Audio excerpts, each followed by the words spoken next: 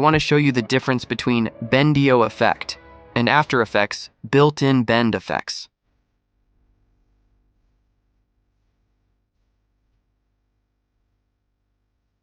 Apply Bendio effect to this image. We can adjust the start and end points. We can also fix these cutting areas easily by increasing the width ratio.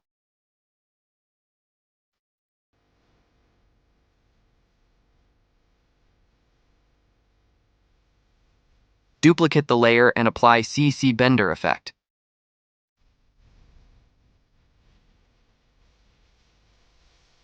It has top and base points like start and end point in Bendio.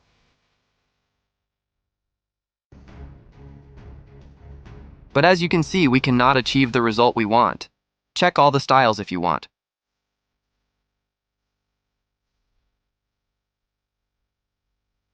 Okay, now, apply CC Bended effect. It also has start and end points.